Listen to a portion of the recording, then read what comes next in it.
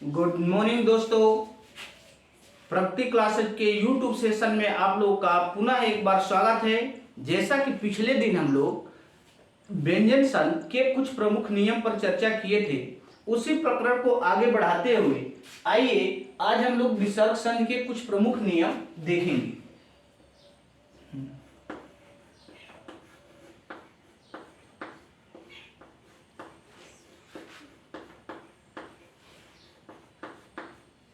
विसर्ग संघ के प्रमुख नियम देखने से पहले हम लोग विसर्ग संघ की परिभाषा पर चर्चा करते हैं। जैसा कि फर्स्ट वीडियो में हम आप लोगों को बता चुके हैं कि वर्णों का संघ के अंतर्गत वर्णों का यदि योग देखा जाए तो कुल 6 प्रकार से होता है। और यह प्रकार आपको बताया गया था कि या तो वर्ण जो है स्वर से स्वर का मेल होता है, या स्वर से व्यंजन का मेल,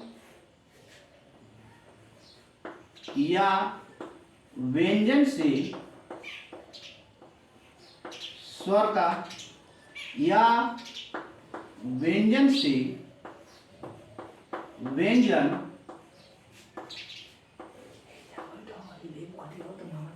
या विसर्ग के साथ स्वर का मेल होगा, या विसर्ग के साथ व्यंजन का मेल होगा। इतनी बात पिछले वीडियो में हम लोग देख चुके थे। यदि इतना आपके दिमाग में बैठ गया है तो किसी भी संघ की परिभाषा याद करने की जरूरत नहीं होगी। जैसा कि इसे बताए थे कि जब स्वर से स्वर का मेल होता है तो इसे हम लोग स्वर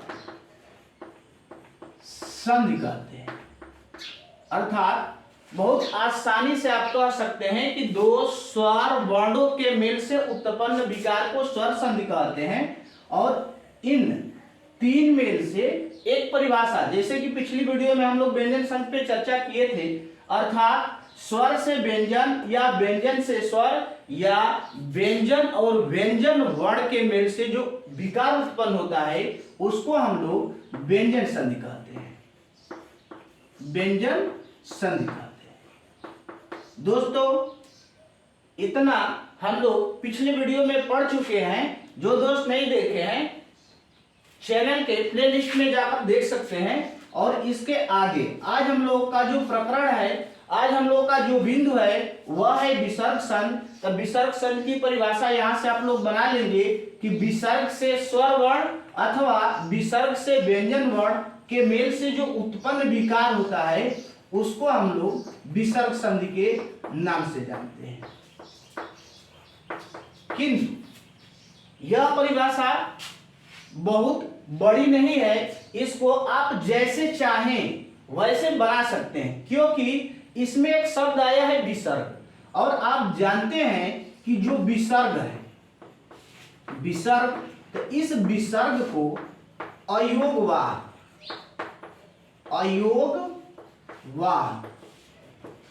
वर्ण के अंतर्गत, यानी कि जब वर्ण पढ़ाए थे तो वर्ण में चर्चा हुई थी कि वर्ण के अंतर्गत हिंदी व्याकरण में 2 अयोगवाह वर्ण आते हैं और वे हैं एक अंग और एक है अ।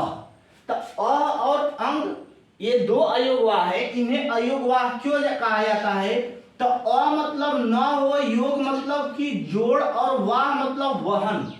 अर्थात जिन वर्णों का वहन व्यंजन के सहारे न हो या जिसका वहन व्यंजन के सहारे न हो उसे हम लोग अयोगवाह कहते हैं।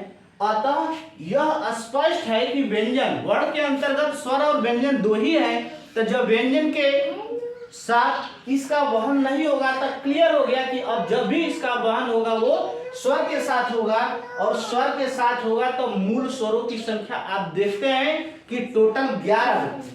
तो आप यह भी कह सकते हैं कि विसर्ग का वहन जब होगा तो स्वर के साथ होगा।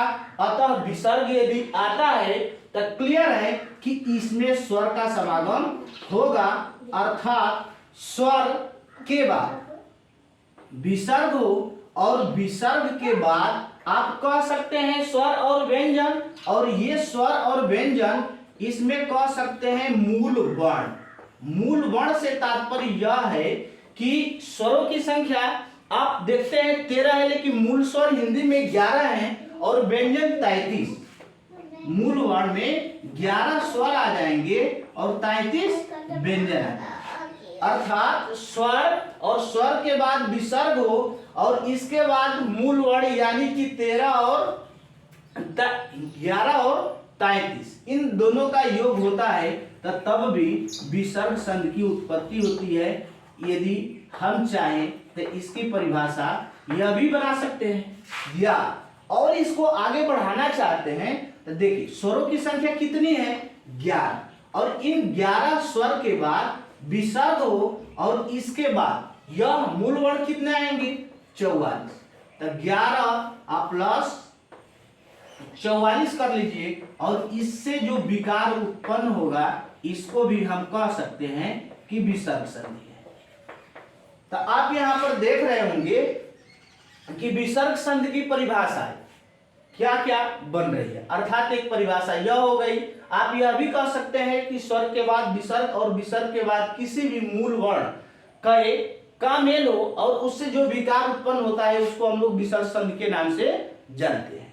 अब समस्या यह है, सबसे बड़ी समस्या जो हमारे सामने है वह है संधि के रूल को याद करना। तो संधि के रूल को आप दिमाग में बैठा लें कि जीवन में कभी भूल ही नहीं सकते। क्यों? क्योंकि विसर्ग संधि के जो भी रूल हैं इनको दो भागों में बांट लेते हैं हम लोग। कैसे बांटेंगे?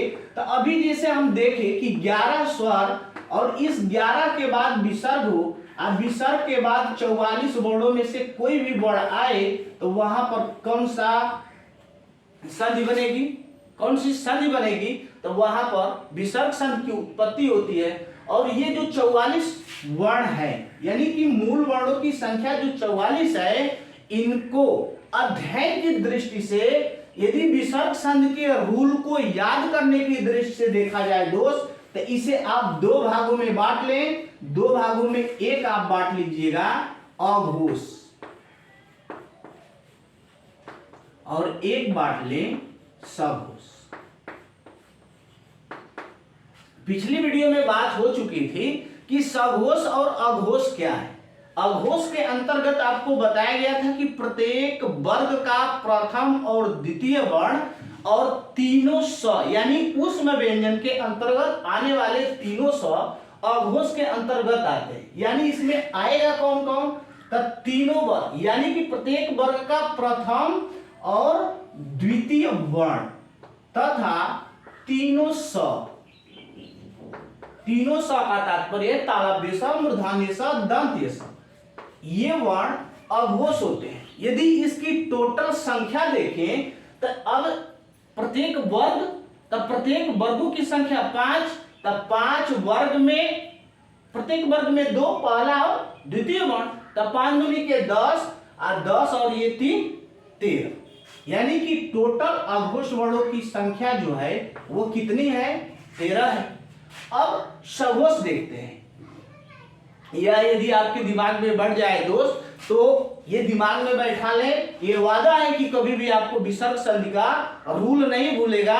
यह सदैव के लिए आपके दिमाग में बैठ जाएगा। लेकिन आप कुछ देर तक इसे देखें, समझे। जो भी दिक्कत है आप कमेंट बॉक्स में लिख देंगे, हम फिर उसका समाधान कर लेंगे। अब देखें सघोष क्या है। तो सघोष में आपको बताया गया था कि प्रत्येक वर्ग का तृतीय, चतुर्थ, पंचम वर्ण य, र, ल, व, ह और सभी स्वर यह आते हैं सघोष में। तो सघोष के अंतर्गत प्रत्येक वर्ग का तृतीय, चतुर्थ, पंचम वर्ण य, र, ल, व, ह और सभी स्वर। यदि संख्या देखी जाए तो प्रत्येक वर्ग का तृतीय, चतुर्थ और पंचम वर्ण लिया जाएगा तो ये हो जाते हैं टोटल 3 × 5 = 15, 15, 16, 17, 18, 19, 20 और 11 स्वर ले लीजिए। तो 20 और 11 यानी कि टोटल 31। अब इन को जोड़ दें तो 13 अघोष और सघोष की संख्या हो गई 31। यानी ये टोटल वर्ण कितने हो गए? 44 हो। यानी सघोष और अघोष की संख्या मिलाई जाए, यानी कि टोटल मूल वर्णों को हम सघोष अघोष में बांट दिए। तो यह शायद आपको बात समझ में आ गई होगी।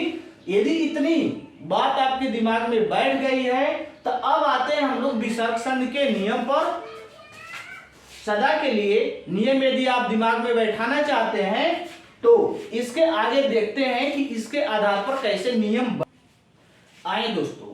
तो आए अब हम लोग इसके नियम पर चर्चा करते हैं। जैसा कि अभी सघोष अघोष को आप समझ लिए हैं, यदि समझ में आ गया होगा तो ये दिमाग में रखेंगे कि देखिए हो क्या रहा है कि स्वर अर्थात विसर्ग जब भी प्रयोग किया जाएगा तो स्वर के साथ प्रयोग किया जाएगा, व्यंजन के साथ प्रयोग नहीं किया जाएगा। अर्थात विसर्ग से पहले जब भी होगा तो वह स्वर ही होगा, और इस विसर्ग के बाद जब किसी अघोष, अघोष तो समझे गए हैं, तो अब अघोष और सघोष को बारी बारी से देख लेते हैं। तो जब किसी अघोष वर्ण का समागम और अघोष वर्ण का समागम हो तो उससे कैसे कैसे विकार उत्पन्न होते हैं, कितने रूल बनते हैं। तो ये देखें अघोष के अंतर्गत अब ये दिमाग में बैठ गई होगी बात कि कौन कौन से वर्ण आ रहे हैं, यानी कि प्रत्येक वर्ग का प्रथम और द्वितीय, यानी कि क ख च छ ज झ सूरी च छ त थ त थ प और फ, ये तो वर्ग से हो गए। और 3 स्व आते हैं, यानी तीनों स्व आते हैं। तो च वर्ग का जो उच्चारण स्थान होता है तालव्य होता है, तालु होता है। तो इसके अंतर्गत तालव्य स्व लिख लें। ट मूर्धन्य वर्ण है तो इसके अंतर्गत मूर्धन्य स्व लिख लें, और ये दंत वर्ण है तो इसमें दंत स्व लिख लें। यदि यह आपके यानी कि ये टोटल 11 जो वर्ण है ये अघोष है। अब इस पर नियम कैसे बनते हैं, तो अब यह बहुत आसान हो गया आपको रूल याद करना। कैसे, तो हम लोग शुरू करते हैं च से। अब च में पहला रूल कैसे बना, केवल आप नियम देख लें। अभी इसके उदाहरण हम बता रहे हैं। विसर्ग संधि का पहला रूल क्या बनेगा, अर्थात जब किसी स्वर के बाद विसर्ग हो और इस विसर्ग के बाद अब देखिए च छ और किस वर्ग का है यह, यानी कि इसका उच्चारण स्थान तालव्य होता है, तालु होता है। तो इसमें तालव्य स्व भी आएगा, तालव्य स्व उच्चारण स्थान से देखें तो अर्थात च और छ आता है तो विसर्ग किसमें परिवर्तित हो जाएगा, तो दिमाग में रखेंगे यह तालव्य स्व में परिवर्तित। पहला रूल क्या बना, अर्थात विसर्ग के बाद च या छ आएगा तब विसर्ग यहीं पर किसमें परिवर्तित हो जाएगा, तालव्य स्व में परिवर्तित आ जाएगा। अभी इसके रूल हम बताएंगे, क्योंकि आप पहले इसके रूल को, नियम को देख लें कि ये कैसे आपके दिमाग में बैठेगा। इसका दूसरा नियम आप बना सकते हैं, नियम 2। अब देखिए स्वर ही है, स्वर के बाद विसर्ग हो, इस विसर्ग के बाद अब च छ देख लिए हम लोग, तो ट ठ देखिए। अब ट ठ देख रहे हैं तो इसमें क्या है, तो ट ठ का उच्चारण स्थान मूर्धा होता है, और इस मूर्धा के अंदर मूर्धन्य स्व भी आता है।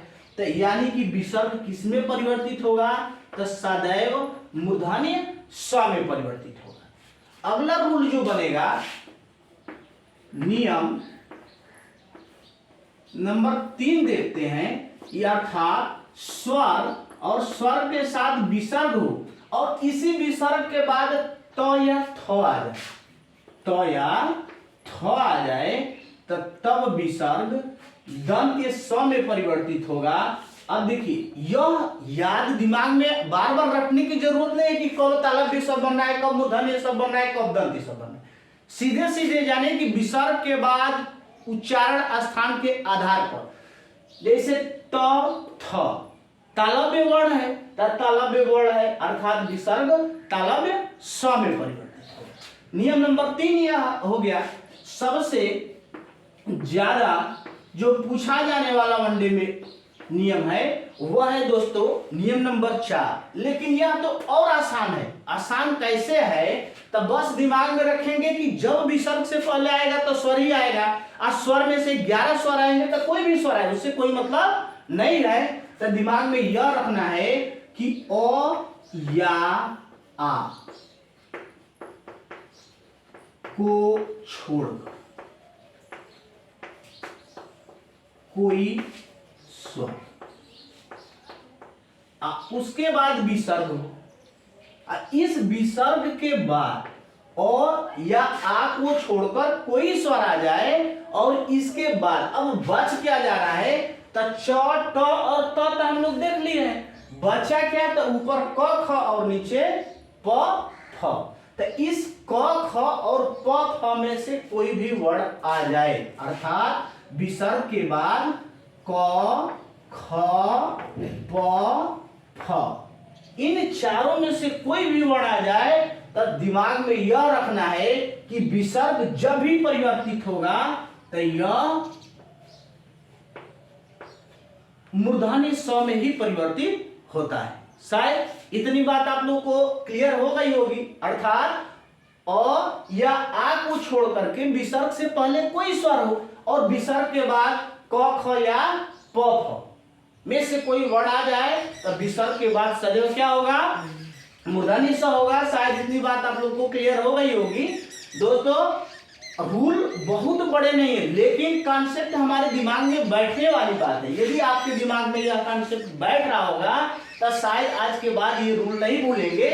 सबसे बड़ी बात, सबसे अच्छा रूल जो आने वाला है दोस्त, अब यह देखें कि क्या है। तो नियम नंबर 5 देखिए।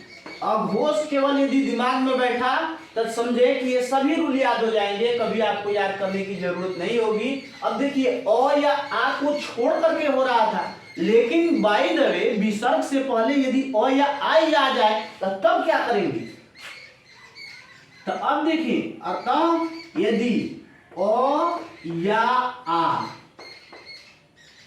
के बाद विसर्ग हो, के बाद विसर्ग हो और इसके बाद यही वर्ण यानी कि क ख प फ ही आए तो यह चौंका देने वाली बात है। देखिए दोस्तों कि अ या आ को छोड़ करके कोई स्वर आ रहा था तो उस कंडीशन में मूर्धन्य स्वर बन रहा था।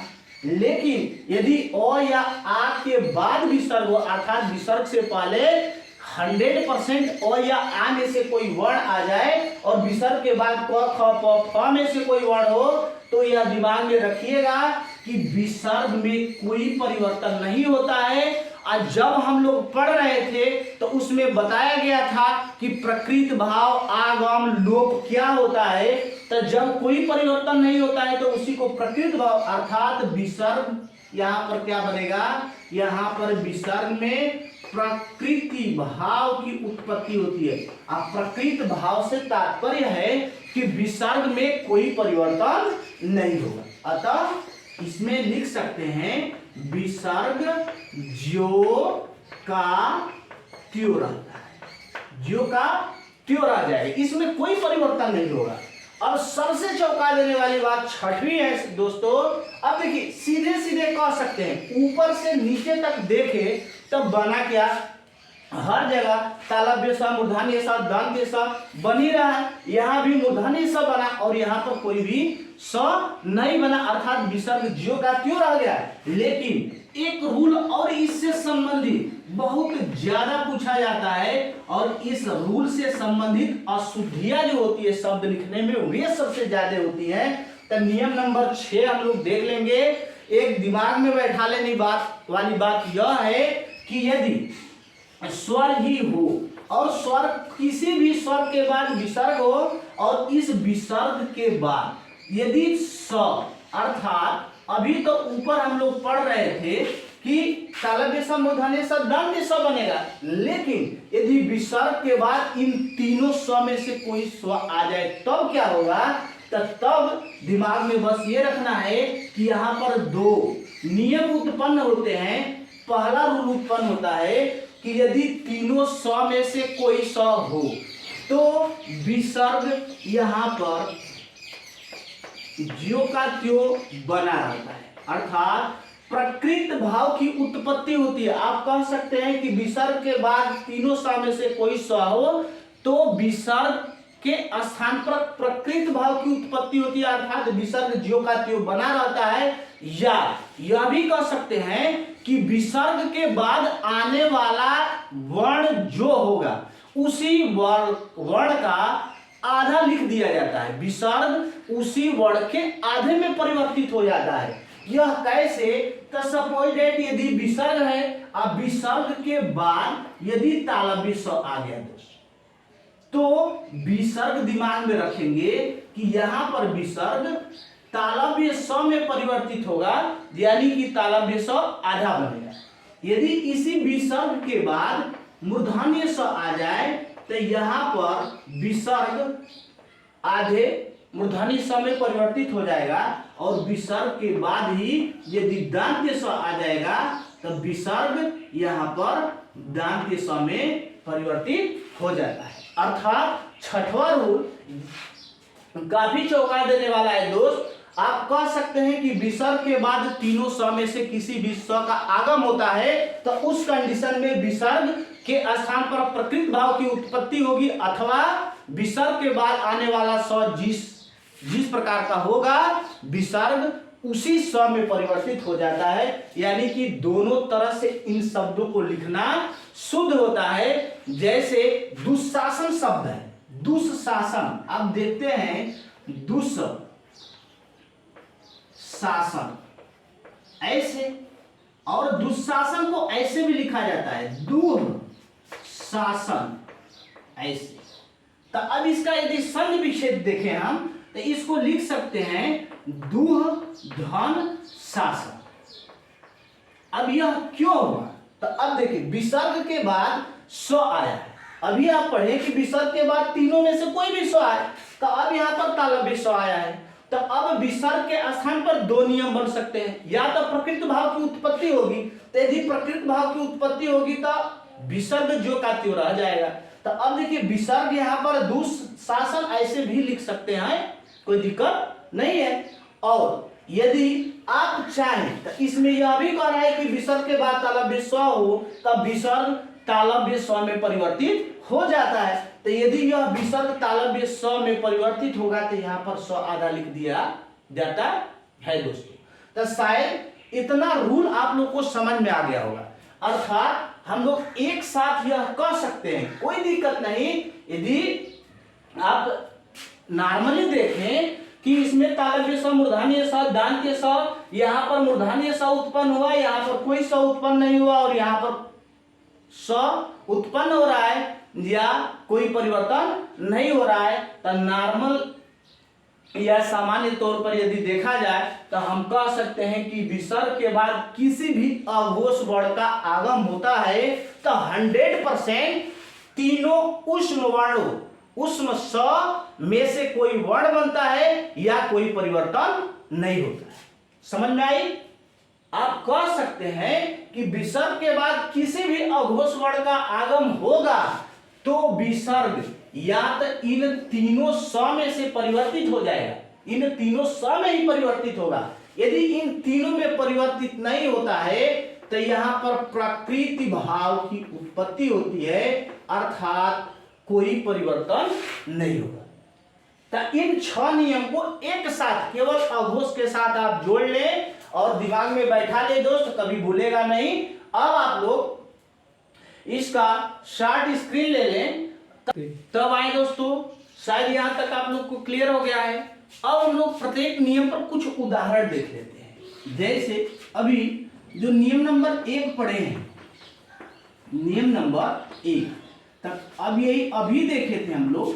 स्वर के बाद विसर्ग हो और विसर्ग के बाद च या छ आ रहा था, तब विसर्ग किस में परिवर्तित हो रहा था? यानी कि तालव्य स में परिवर्तित हो रहा था। जैसे आप देखिए एक शब्द आता है निश्चय, निश्चय,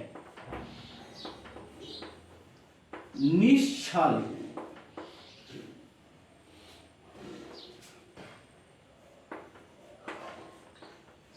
निश्चेष्ट। अब जब भी इसका संधि विच्छेद किया जाएगा तो देखिए अब क्लियर हो गया कि निधन चय। तो जब निधन चय हो रहा है तो यहां पर विसर्ग किसमें परिवर्तित होगा? अब विसर्ग यहां पर आप पढ़ लिए कि च या छ, तो विसर्ग के बाद च आया, तब विसर्ग तालव्य स में परिवर्तित होगा। जब तालव्य स में परिवर्तित हुआ तो इस विसर्ग के स्थान पर देखिए कि यहाँ पर हम तालव्य स कर दिए, च लास्ट में है तो च लिख दिया गया और नी है तो इसी तरह से इसका यदि संधि विच्छेद किया जाए तो निधन क्या होगा? छल, निश्चल, निश्चेष्ट का करें तो निधन चेष्ट, निश्चेष्ट। इसी तरह से कुछ और उदाहरण जैसे शब्द आता है कश्चित, तो कश्चित का करेंगे तो कह धन चित्त, कह धन चित्त। अब एक शब्द आता है मनस चेतना, मनस चेतना, म न आधा स चेतना, मनस चेतना। अब इसको हम लोग देखिए अक्सर हम लोग मन चेतना इसको बोलते हैं, लेकिन मनस चेतना यदि करेंगे तो मन धन क्या हो जाएगा? चेतना, मन धन चेतना। अब विसर्ग किसमें परिवर्तित होगा? तालव्य स में आधा, मना है तो मना लिख दिए हैं, तो मना से विसर्ग निकल गया, मन बचा, विसर्ग परिवर्तित हो गया स में, और इसमें जो अ है तो वह अ के न के साथ लग गया, और यह परिवर्तन चेतना जो शब्द है चेतना ही रहेगा।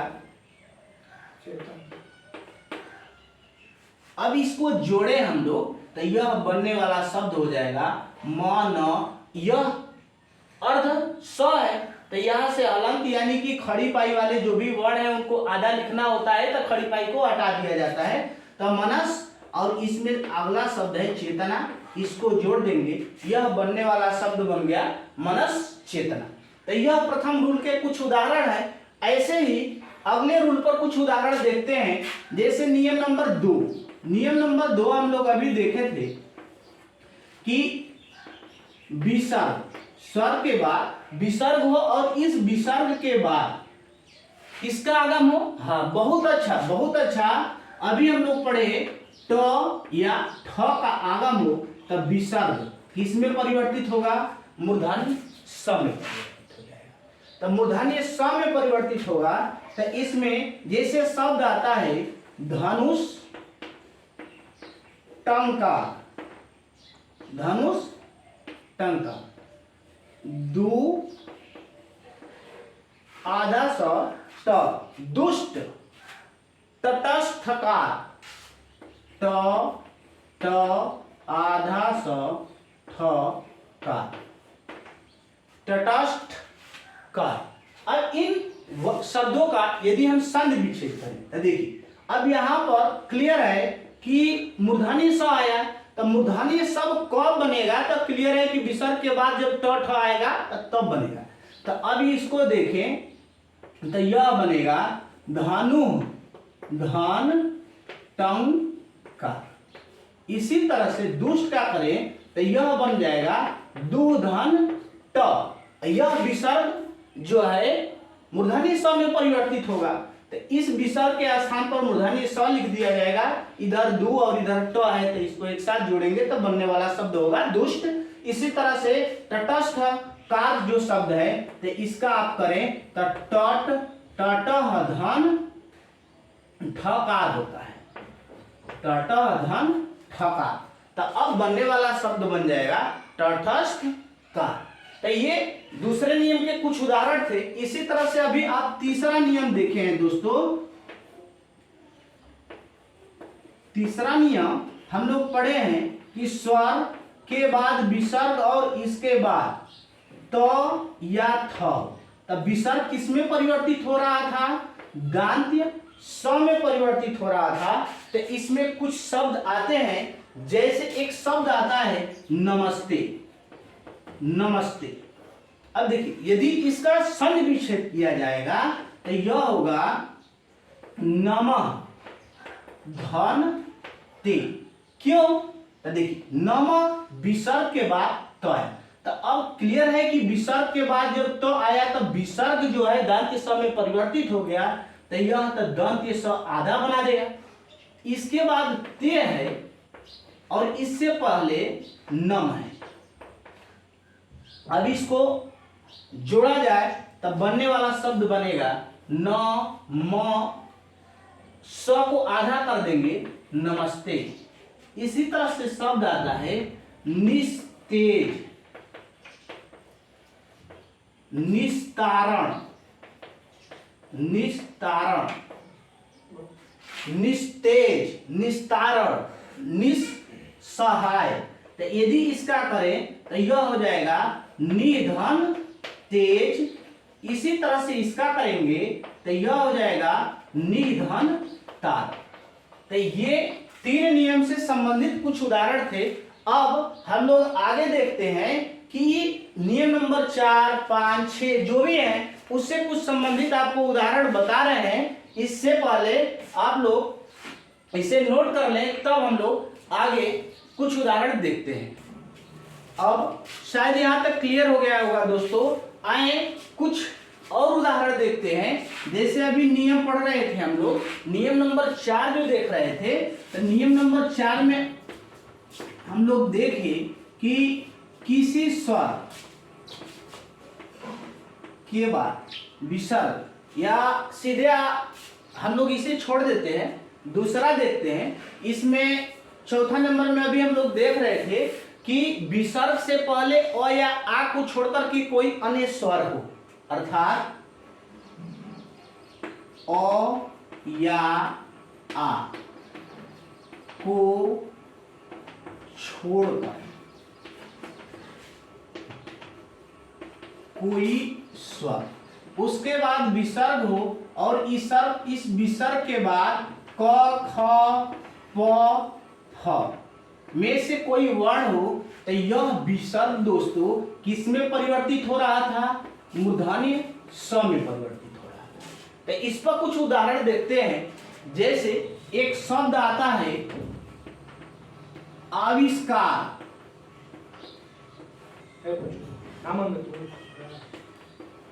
आविष्कृति,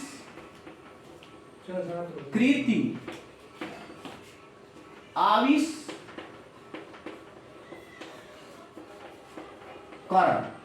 जैसे कुछ ये प्रमुख शब्द हैं। जैसे आविष्कार, आविष्कृति, आविष्करण। यदि संधि किया जाए तो आविष्करण को देखें तो यह हो जाएगा अविधन कर।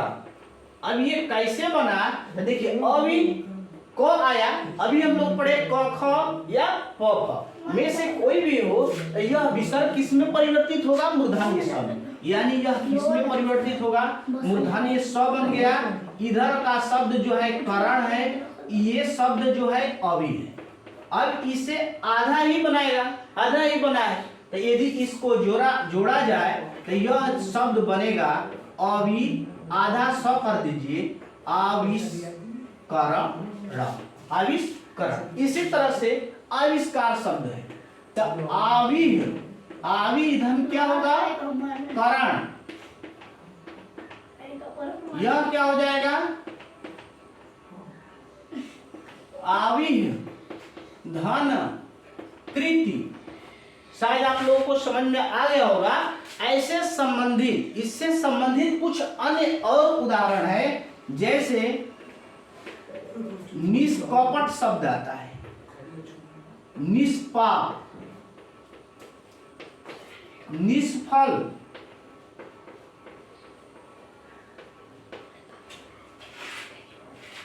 निष्फल, दुष्कृति,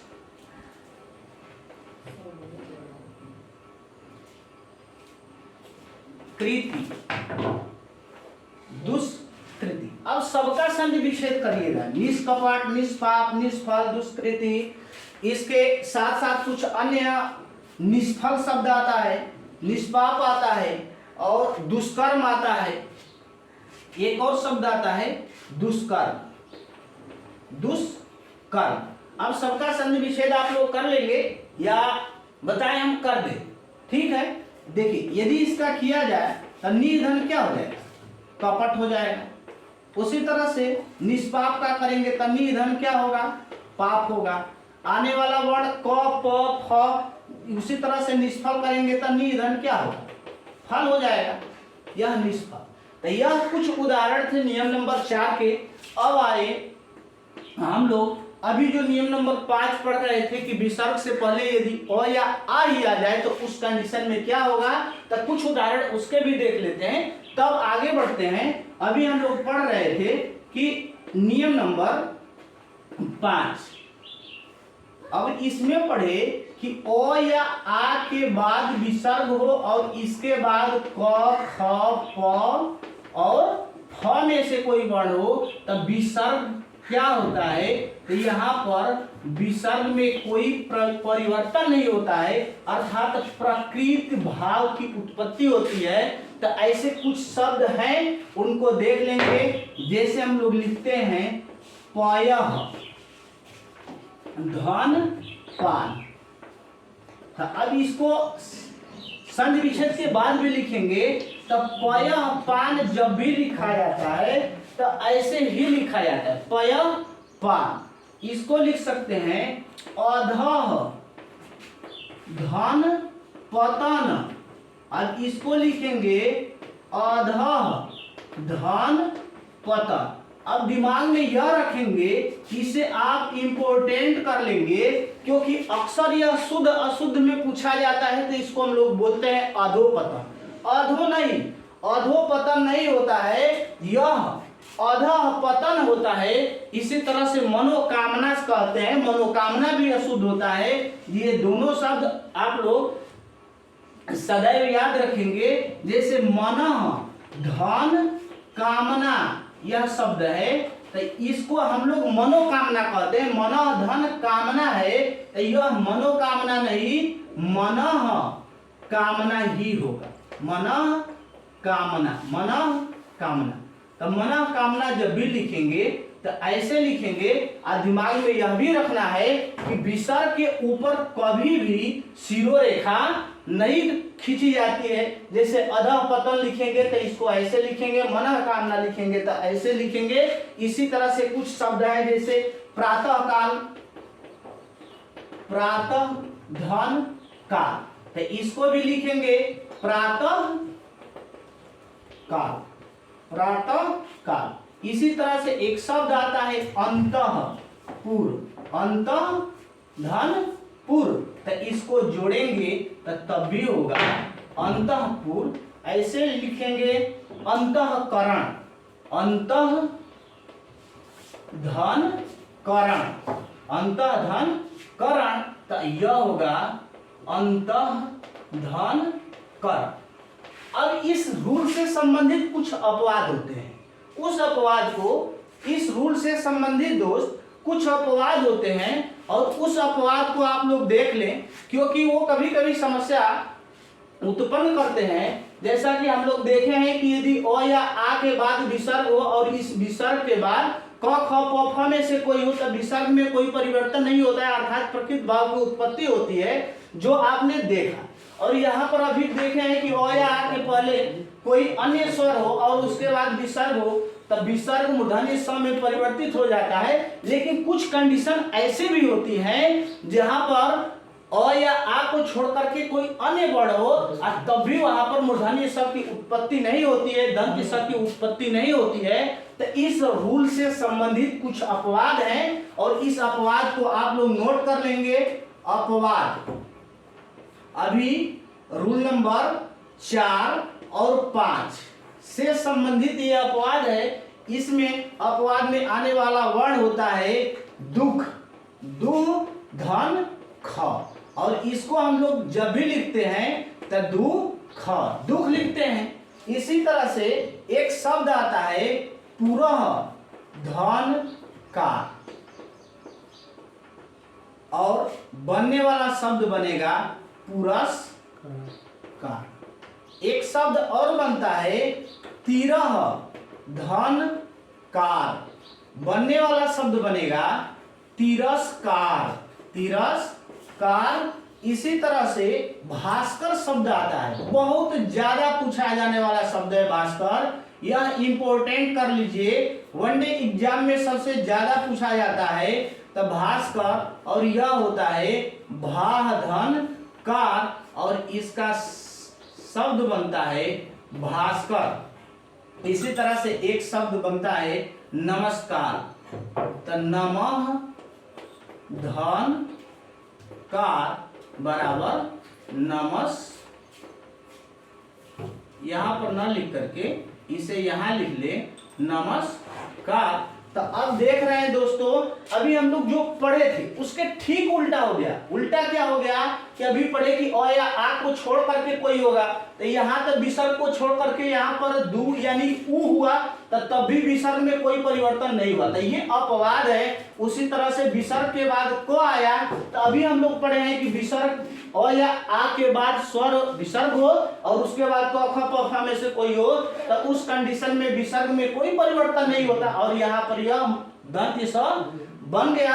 उसी तरह सेम देखें, तिरस्कार लिखते हैं तो तिरस्कार में भी क्या बन रहा है, दंत स बन जा रहा है, जबकि विसर्ग से पहले क है। और नियम नंबर 5 के आधार पर यदि देखें तो इसमें कोई परिवर्तन नहीं होना चाहिए, अर्थात प्रकृत भाव होना चाहिए, फिर भी यहाँ पर दंत स बना, तो यह भी इस नियम का अपवाद है। विसर्ग के बाद को आया तो भास्कर शब्द बन रहा है।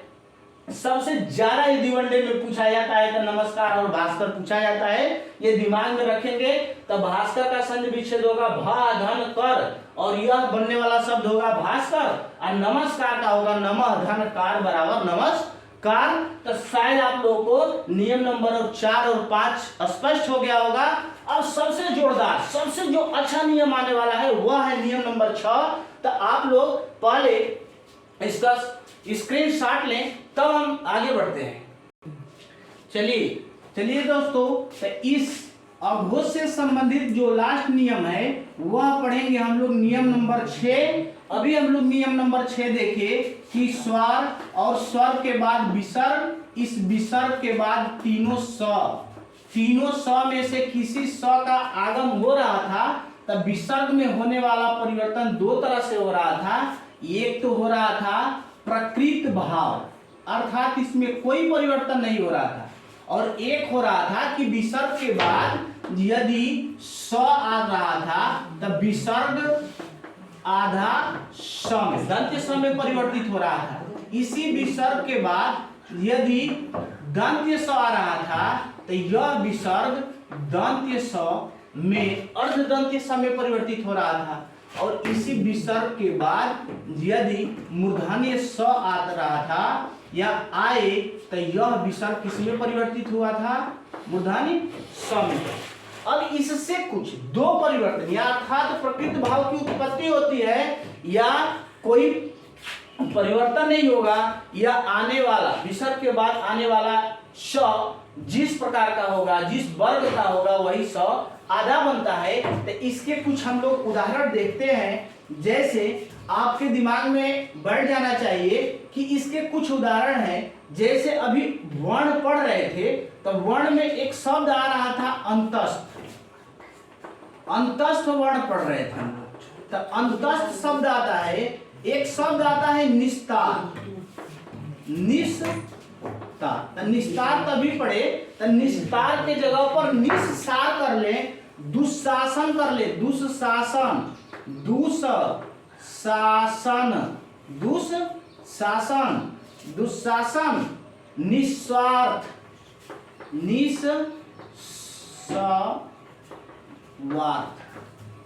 निस्वार्थ, चतुष्ठी, च तु आधा स ठी, चतुष्ठी,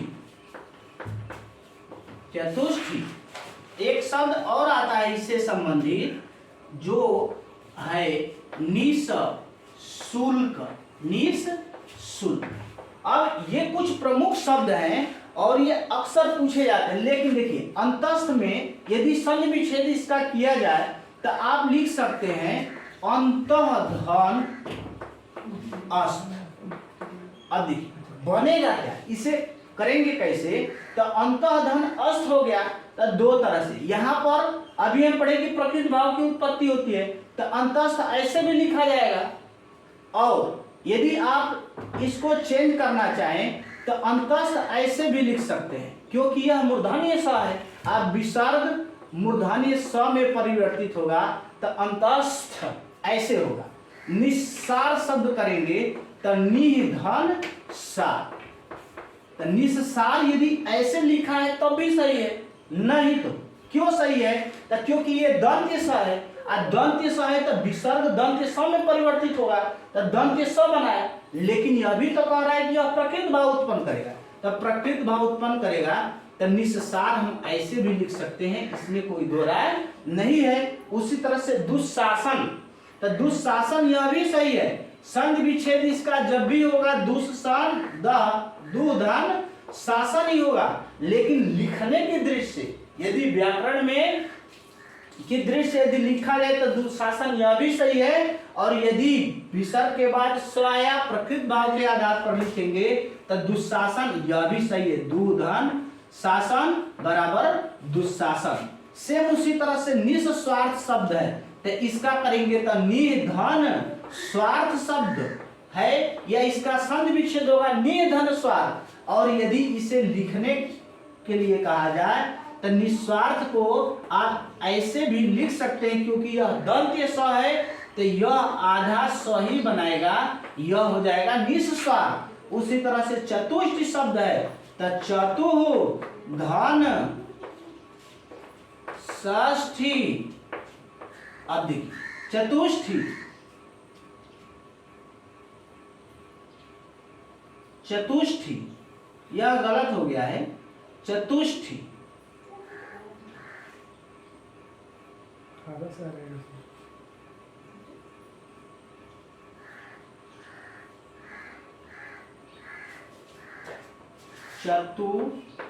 चतुष्ठी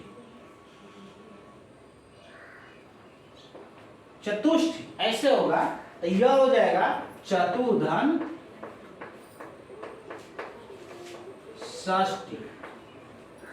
इसी तरह से निःशुल्क, तो निःशुल्क का करेंगे तो निधन क्या होगा शुल्क। यदि इसको अलग प्रकृत भाव के आधार पर लिखे तो आप अलग भी लिख सकते हैं। निधन क्या कर सकते हैं, सॉरी निधन शुल्क को निस शुल्क जो शब्द है इसमें जोड़ देंगे तो प्रकृत भाव के आधार पर देखेंगे तो निःशुल्क ऐसे होगा। और निःशुल्क यदि स में परिवर्तित तालव्य स है और इसमें परिवर्तित करेंगे तो यह तालव्य स में परिवर्तित हो जाता है। शायद आप लोगों को यह बात समझ में आ गई होगी। तो यह केवल और केवल किससे संबंधित था, तो यह संबंधित था अघोष से, अर्थात विसर्ग के बाद जब किसी अघोष वर्ण का आगम होता है तो इससे टोटल 6 नियम ही बनते हैं विसर्ग संधि में।